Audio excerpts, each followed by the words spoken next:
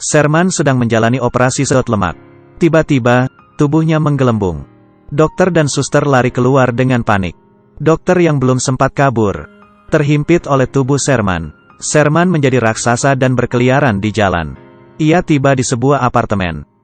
Melihat wanita cantik di depannya, ia menjilat bibirnya. Sherman mengulurkan tangannya, tapi ternyata ia mengambil ayam. Perutnya tiba-tiba mulas. Ia menungging dan kentut. Astaga!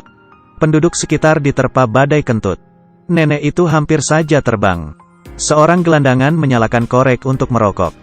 Terjadilah ledakan bom besar. Adegan terpotong. Sherman tersentak dari mimpi buruknya. Untung saja ini hanya mimpi. Sherman sangat percaya diri dengan perut buncitnya.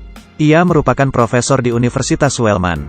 Sesampainya di kampus, Sherman melihat di mana-mana ada hamster, bahkan ada yang terbang masuk ke mulut ibu-ibu. Ada juga yang masuk ke sandwich. Gadis itu berteriak ketakutan. Profesor Sherman yang menyebabkan kekacauan ini. Karena tubuhnya tambun, ia tidak sadar menyenggol tombol kandang hamster dan melepaskan semuanya. Rektor universitas menegurnya, tapi kursinya terlalu kecil. Sherman tidak bisa duduk. Di kantor rektor juga ada seekor hamster. Saat hamster itu naik ke atas lampu, ia menjatuhkan sebutir tahi. Untung saja tahinya jatuh ke dalam kopi rektor. Sherman ingin mengingatkannya, tapi rektor sudah terlanjur meminumnya. Ini baru yang namanya kopi luwak. Perut Sherman terlalu besar. Saat menulis di papan, perutnya juga berfungsi sebagai penghapus.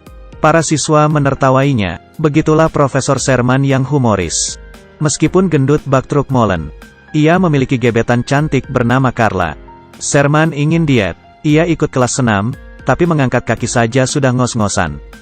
Lalu ia mencoba tinju, tapi tangannya tersangkut lemak dada. Ia belajar lompat tali, tapi ia kesulitan melompat.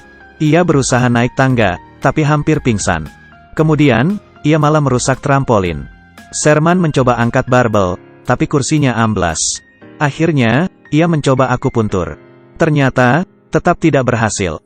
Saat pergi kencan dengan Carla, Sherman dijadikan bahan guyonan oleh pelawak di panggung. Sherman sangat malu. Begitu juga dengan Carla. Sesampainya di rumah, Sherman bertekad untuk kurus. Ia mengurung diri di lab, dan mulai membuat obat kurus. Sherman menelan obat dietnya yang berwarna biru neon. Tubuhnya mulai berubah. Ia mulai mengecil. Tak lama, Sherman berubah menjadi pria tampan. Saat Carla ke lab mencari Sherman, ia bertemu pria kurus. Ia mengaku teman Sherman yang bernama Buddy. Saat mereka berbincang, tangan Buddy tiba-tiba membesar. Hampir saja ia ketahuan. Buddy segera mengusir Carla dari lab. Ternyata, efek obat itu hanya sementara. Esoknya, Carla menemui Sherman yang kembali ke wujud asalnya. Ia memberitahu Sherman tentang Buddy. Sherman takut rahasianya terbongkar dan langsung pergi. Malamnya, Buddy membawa Carla berkencan ke tempat yang sama. Rupanya, Carla ingin Buddy membantunya balas dendam. Karena pelawak itu sudah mengejeknya, Buddy naik ke panggung dan memasukkan pelawak itu ke dalam piano. Tindakan Buddy membuat Carla senang. Tapi, efek obat hampir habis. Bibir Buddy membengkak. Perutnya juga mengembang. Buddy permisi untuk kembali ke mobilnya. Di mobil, bibirnya makin besar. Kakinya juga membesar. Mobil hilang kendali, karena keberatan bobot Sherman yang kembali seperti semula. Untung saja, mobil berhenti. Tapi, Sherman tersangkut di dalam. Ia minta bantuan pemadam kebakaran. Buddy kembali ke lab untuk mengambil lebih banyak obat. Ia mengunci Jason, asisten labnya. Demi mengejar Carla, Buddy mendekorasi rumahnya menjadi kebun mawar. Carla akhirnya luluh dan menyukai Buddy. Mereka pergi ke hotel untuk berkencan.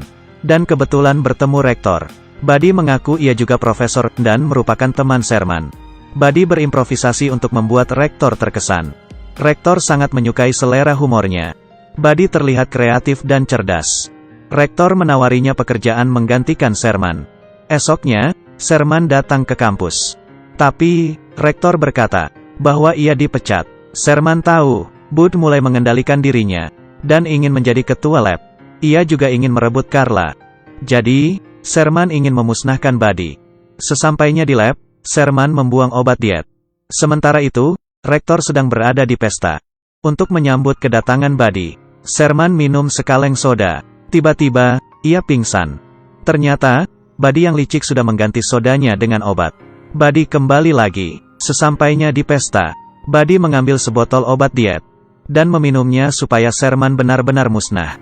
Sebelum ia menelannya, asisten lab mencegahnya. Karena terlambat minum obat, badan Buddy mulai membengkak.